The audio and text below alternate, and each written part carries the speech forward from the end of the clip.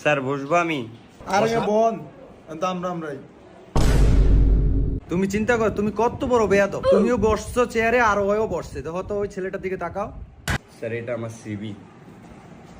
তোমার সিবি কই?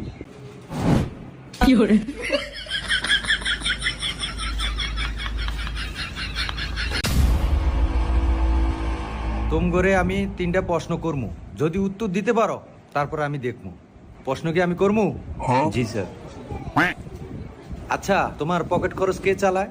স্যার আমার পকেট খরচ আমার ফ্যামিলি চালায়। আমার তো কোনো চাকরি নেই, এই জন্যই আমার চাকরিটা অনেক দরকার আর কি। আচ্ছা তোমার?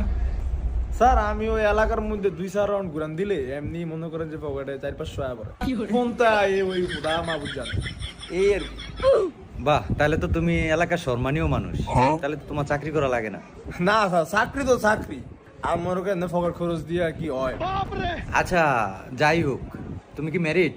জি স্যার। আচ্ছা আর তুমি? চাকরি বাকরি নাই, এলাকায় রাউন্ড দিয়া খাই। আমারে স্যার মাইয়া দিব কি? একটা চাকরি খুবই দরকার, অন্তত বিয়াটা লেগা।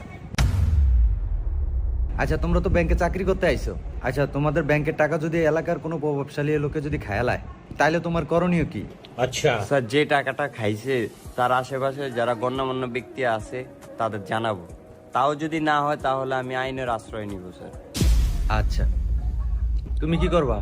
স্যার আমি হেয়ারে যায় বুঝামু। আচ্ছা বুঝামু যে ভাই টিয়াটা দেয়া দেন ব্যাংকের টিয়া। যদি না বুঝে তাহলে স্যার আমি আইনের আওতায় কয়ে লাভ নেই, কারণ স্যার আইন নাই।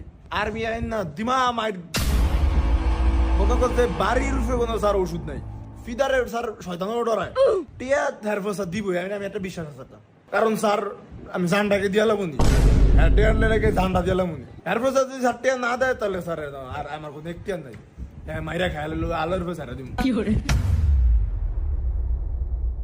জনগণের টাকা বেটা খায়া লাইব আর তুমি আল্লাহর উপরে ছাইরা দিবা? এটা কি তোমার টাকা?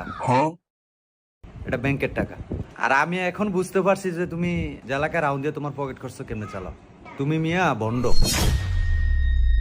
আচ্ছা তুমি পরের প্রশ্নের উত্তর দাও। তোমার সামনে যদি কোনো মেয়েকে ইপটিজিং করা হয় তখন তুমি কি করবা? স্যার ওরা যেহেতু ইফটেজার, সো ওরা অনেকজন থাকবে, আমি একাই কিছু ওদের সাথে করতে পারবো না। তো আমি কি করব, ওদের এলাকার যে মুরব্বী যারা আছে তাদের নিয়ে কিছু করার ট্রাই করব।